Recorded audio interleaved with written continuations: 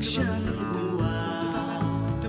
रोज उठताना बसताना चालू कसरत ही जगताना चला कट्टा टाकू आता जरा जुनी चौकट मोडूया ना नव्या वाटा शोधूया ना चिल मारू आता थोडं चला करशिता साया डिलीट आता थोडं रिफ्रेश होऊ चला अरे टेन्शन को मार गोली यारो शोधू आता थोडा विरंगुळा छाडी मन मस्का हाडू नुसका स्ट्रेसवरती दर्या सगळ्याचा चस्का जिंदगी से जब कनेक्शन हुआ छाडी मन मस्का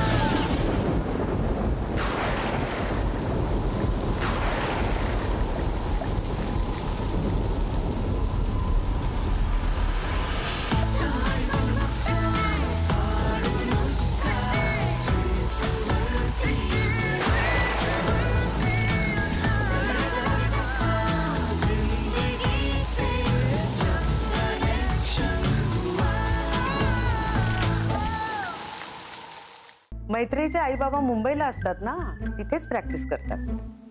म्हणजे ते आहेत. तुला केबिन मध्ये बसायला सांगितलं होतं ना, जा जाऊन बस. Will join you letter.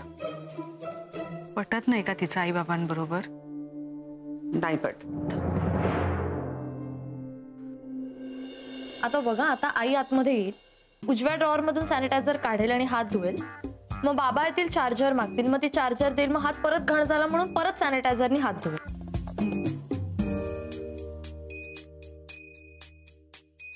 तुला फार टेन्शन आलंय का? टेन्शन वेडाच का? मला अजिबात टेन्शन आलेलं नाही. आणि तुला गंमत माहितीये का, माझ्याकडे ना जादूचं पाणी आहे. हे बघ, ते मी असं हातात घेणार आणि असं आपल्या अंगावर फेकणार, मग आपण एकदम अदृश्य होऊन जाऊ. हा, गंमत बघ आता.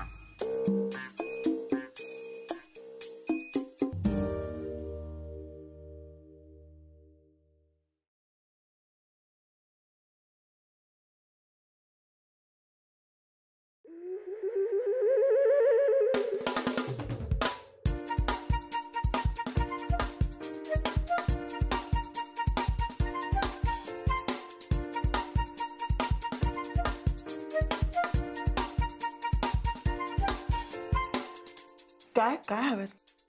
चार्ज करायचं. एक मिनिट दे फोन इकडे.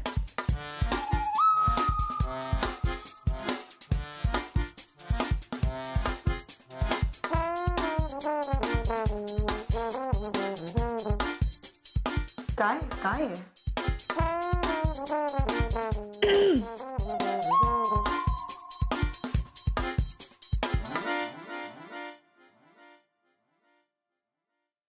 मैत्रेयी, प्रत्येक गोष्टीची एक पद्धत असते. आम्ही ऑपरेशन थिएटरमध्ये होतो. समोर पेशंट होता, त्याच्यावरती ऑपरेशन होणार होतं. अशा वेळेला तू धाडकन आतमध्ये घुसतेस आणि आरडाओरडा करतेस. ते ऑपरेशन थिएटर आहे, तुझ्या नाटकाचं थिएटर नाही. Do you get it? अरेच्चा, तुम्हाला दिसतीये का मी? म्हणजे नाही, एक कन्फ्युजन आहे. मी नाटकात नाही काम करत, मी ना कार्टून फिल्म्सला व्हॉइस देते. व्हॉटएव्हर.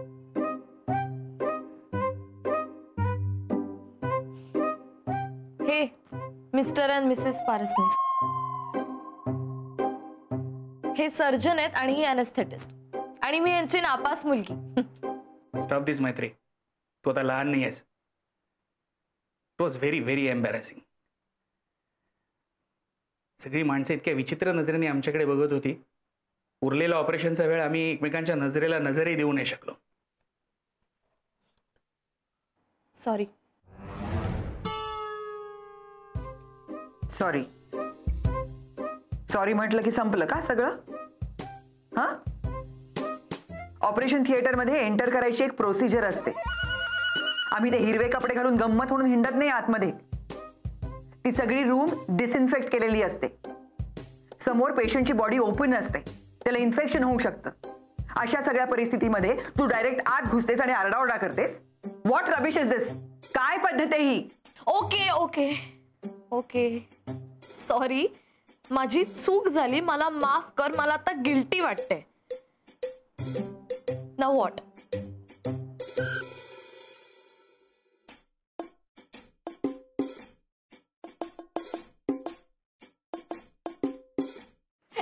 एक मिनिट.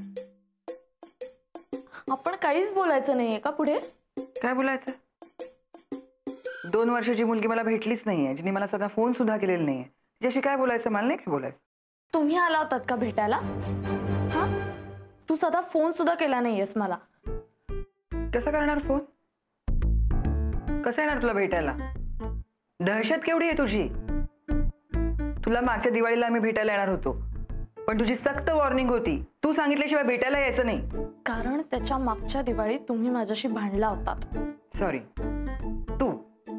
तू आमच्याशी भांडली होतीस. मी नव्हते भांडले, तुलाही माहितीये. मैत्री, तुला आठवतंय का नीट? का मी आठवण करून देऊ तुला? काय बोलतेस तू? तुला आठवतंय का मी नव्हते भांडले, तू माझ्याशी भांडली होती. तू सुरुवात केली होती. म्हणजे टिपिकल बायकी भांडणं बंद करा.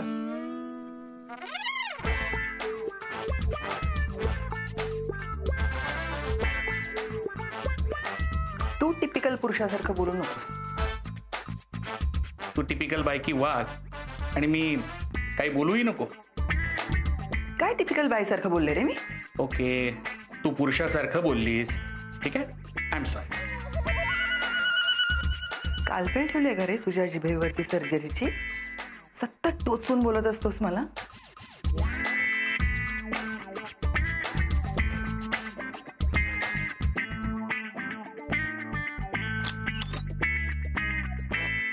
अबे बाय,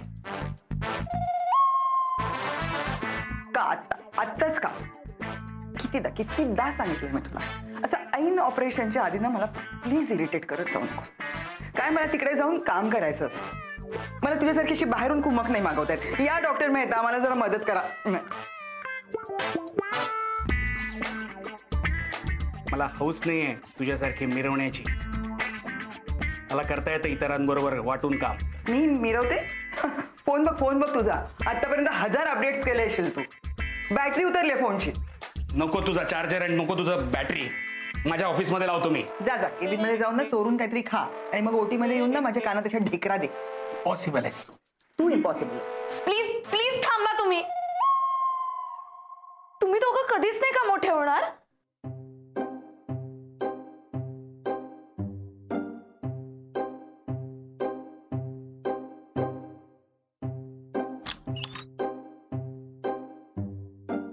सर, पेशंट रेडी आहे. हा, आलो.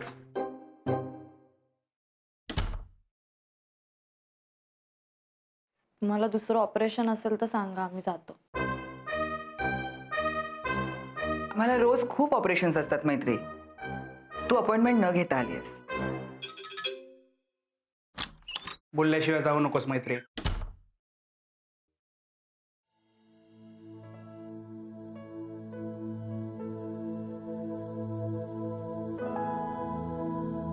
आई बाबांची पण अपॉइंटमेंट घ्यावी लागते का?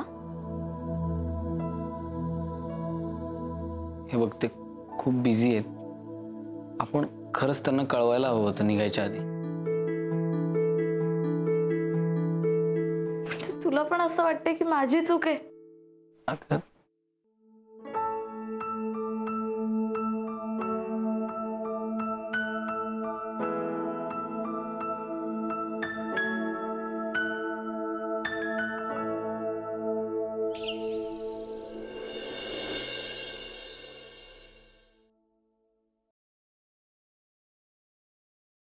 फार गुंतागुंतीच आहे हो मै हे सगळं.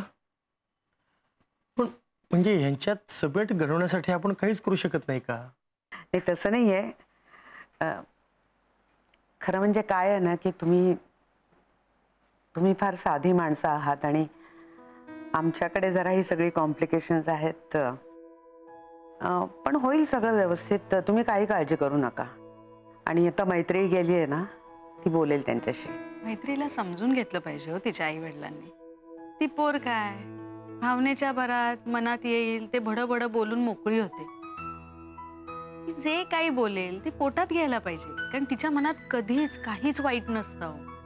खरंय. भावनेच्या भरात बोललेल्या गोष्टी सोडून देता आल्या तर माणसामधली भांडणं खूप कमी होतील. पण माई काळजी करू नका. दादा गेलाय ना, तो घेईल सगळं सांभाळून. मला काय वाटतं मी एकदा बोलावं त्यांच्याशी. कशाला? काय घोळ घालून ठेवले तुमचे, तुम्हाला माहिती आहेत ना. नलिनी, अगं असं का बोलतेस तू त्यांना?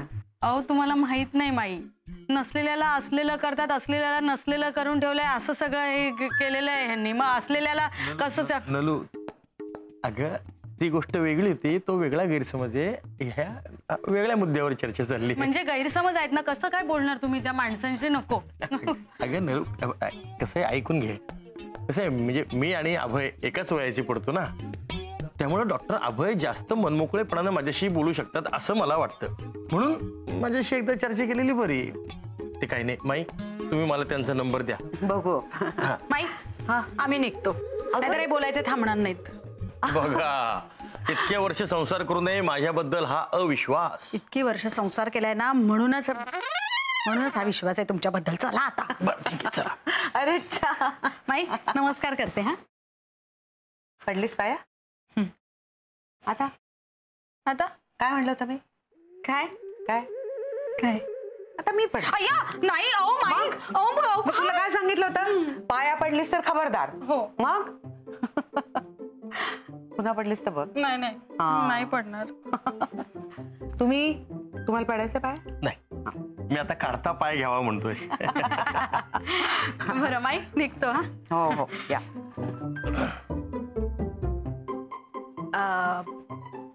माई, हा देवघर कुठे आहे? म्हणजे हळद कुंकू आहे?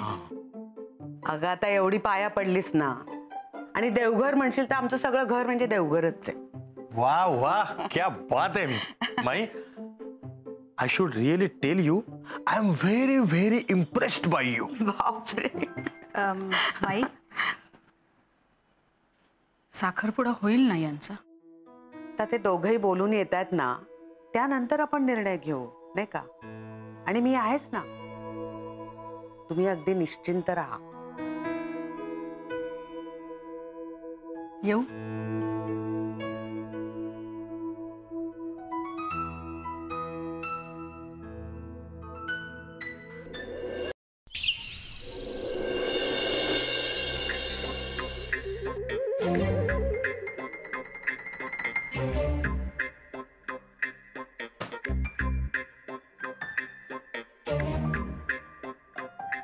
अरे, नाक्यावरचं काम विसरलोच का? थांबा, नाक्यावर काहीही काम नाहीये. इकडे या.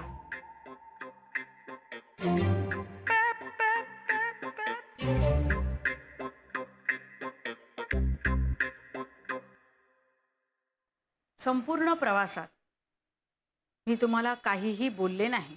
बोलले का? नाही. शहाण्या मुलीसारखी वागले ना मी? हो.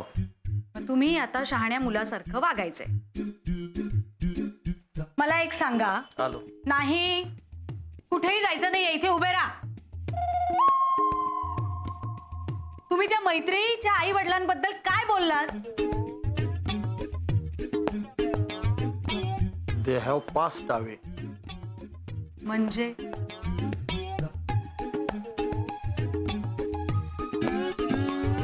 म्हणजे ते या जगात नाहीत.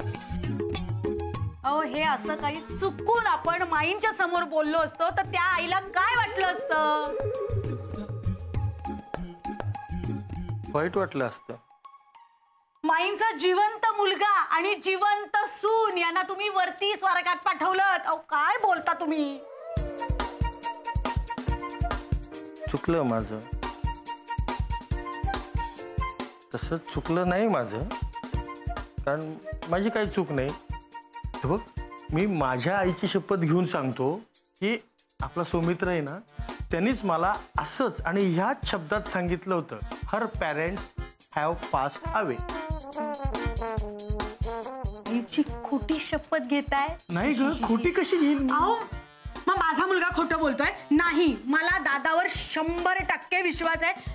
अहो तिचे आई वडील जिवंत असताना तो त्यांना का ठार मारेल? अगं मग मी तरी माझ्या आईची खोटी शपथ का घेईन?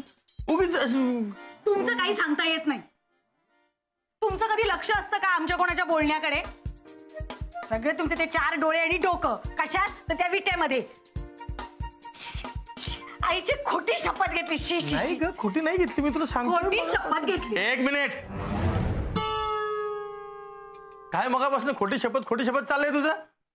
मी आपलं ऐकून घेतो, तर बडबड बडबड बडबड चालूच आहे. आणि बघ, मी आता तुझं काय वाटेल ते बोलणे ऐकून घेणार नाहीये. मी शेंगा खाल्ल्या नाहीत, मी टरफलं उचलणार नाही. हा जाऊ दे ना, कशाला उगीच आपल्यात. आत्ता दूध का दूध, पाणी का पाणी कर देंगे. मी सौमित्रीला फोनच लावतो आणि हा फोन संपल्यानंतर तू मला सॉरी म्हणायची तुझ्या मनाची तयारी ठेव.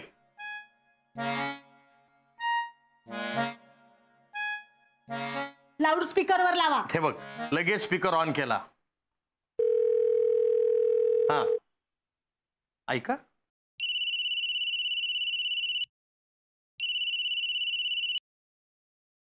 हाँ बाबा बोला.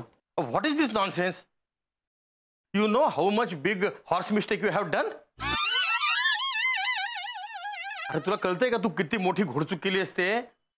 तू असं खोटं का सांगितलंस की तिचे आई वडील नाही आहेत म्हणून? अरे चुकून जर आम्ही माईन पुढं त्याबद्दल काही बोललो असतो तर काय वाटलं असतं त्यांना? त्यांच्या जिवंत मुलाला आणि सुनेला म्हणजे मैत्रेयीच्या आई वडिलांना स्वर्गात पाठवायला का टपलात रे तुम्ही? काय बोलता बाबा?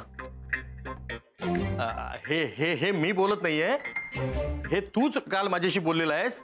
माझ्या मनाचं काही बोलत नाही मी. एक मिनिट, मी काय बोललो? कधी? केव्हा? नीट सांगा ना जरा. कधी म्हणजे काय? काल सकाळी मी जेव्हा आंघोळ करून आलो पण मी कपडे घातले नव्हते म्हणून तू माझ्या अंगावर चिडलास, रागवलास, बरोबर की नाही? तेव्हा मी तुला काय म्हणालो? मी तुला म्हणालो की बाबा आम्हाला मैत्रेयीच्या आई वडिलांना भेटायला जायचंय, बरोबर? तर त्यावर तू मला काय म्हणालास? काय म्हणालो? हर पॅरेंट्स हॅव पास्ड अवे, बरोबर की नाही? बोललास की नाही? अहो बाबा, मी काय म्हणालो होतो ते एकदा नीट आठवून बघा. मैत्री तिच्या आईबाबांच्या बाबतीत खूपच सेन्सिटिव्ह. म्हणजे दे हॅव पास्ट इश्यू आहे. अच्छा ठीक आहे, म्हणजे तू पास्ट इश्यू आहे असं म्हणालास काय? आणि तुम्ही आईला काय सांगितलं? Passed away?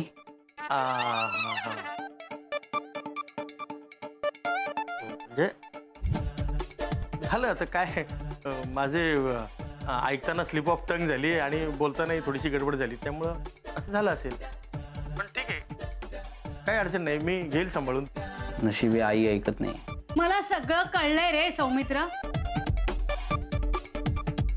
बाबा हा गुड लक. हा अरे हे बघ, गुड.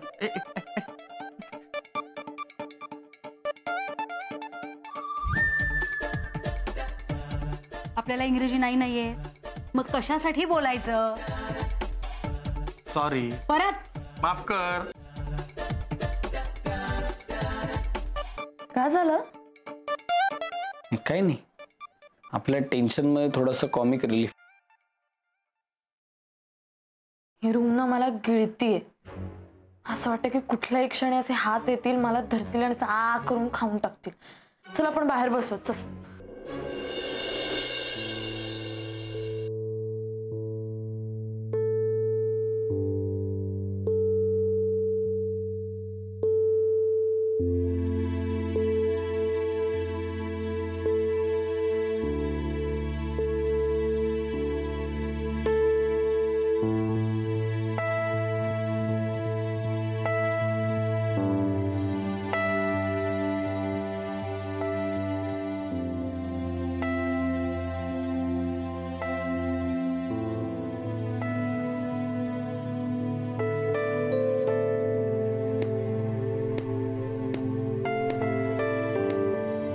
चल निघूयात आपण. थांबू ना थोडा वेळ. तुला कळत नाही का त्यांना माझ्यात काहीही इंटरेस्ट नाहीये. त्यांना फक्त शरीर फाडायचं आणि पैसे कमवायचे. बाबा शरीर फाडतात आणि आई भूल देते. अगं फक्त फाडून काही भागत नाही, नंतर परत जोडावं पण लागतं. प्लीज जोक करू नकोस. जोक बरं, सॉरी.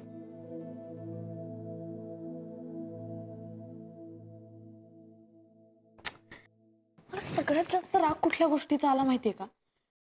मी जेव्हा तुझी ओळख करून दिली त्यांना, तेव्हा त्यांनी साधी दखल सुद्धा नाही घेतली रे. म्हणजे त्यांना काहीच फरक नाही पडला. असं कसं असू शकतं? म्हणजे मी तिथे एवढी ऑपरेशन थिएटरमध्ये मध्ये गेले, तिथे मी ओरडून त्यांना सांगितलं की मी लग्न करते, केवढी मोठी गोष्ट आहे ही. नॉर्मल केसमध्ये आईबाबांची रिॲक्शन काय असली असती की बाबा कुणाशी लग्न करतेस, कधी कधी ठरवलंस तू, कसं केलंस, आम्हाला का नाही कळवलं. पण त्यांचं काहीच नाही, यांना काही फरकच नाही पडत आहे.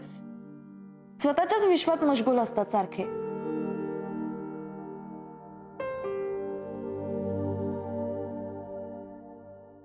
बघितलंस ना, आणि आमच्या केबिन मध्ये माझा साधा फोटो सुद्धा नव्हता.